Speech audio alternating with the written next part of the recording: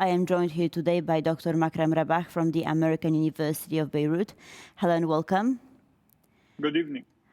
So what is your take on that situation? I know that people are desperate, but how does the situation in the country look like? Well, yes, perhaps we should shed more background of why this man has done so.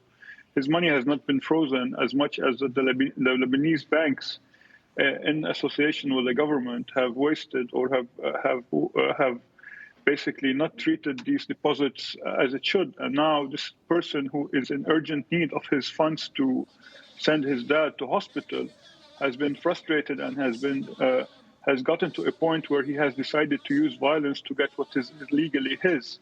And what's more important is that despite this act of violence is ultimately condemned by the law, we see that the popular protest, the people that rushed to the bank to support this man who has resorted to violence, is popular and is cross-sectarian as well as cross-national, which speaks to the exact problem is that the Lebanese government, as well as the banking association, have not yet gotten to a point where they have been open and candid with the Lebanese depositors that their money is gone, and thus we need a kind of an urgent economic salvation plan. This is something which the ruling establishment has dragged its feet and on many occasions have highlighted the fact this is an economic problem, whereas in fact this is a purely political problem due to the fact that Hezbollah and Iran's hegemony over the Lebanese political establishment and the Lebanese banking sector has led to Lebanon being, in a way, isolated by the international community. And thus what we see now in the streets of Lebanon and in this bank hostage situation is just one aspect of the problem, not the whole problem.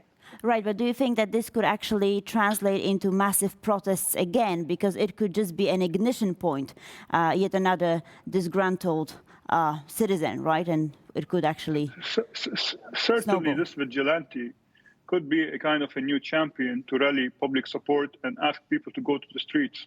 But ultimately, the popular protest will come sooner or later. And these people will realize that their money is gone, not because of a simple mathematical problem or a simple problem with mismanagement, but rather the fact of the lack of accountability, because the Lebanese across the board have time and again failed to hold people accountable, starting from their local politicians up to the President of the Republic. Thank you so much for being with us. My guest was Dr. Makram Rabah. Thank you.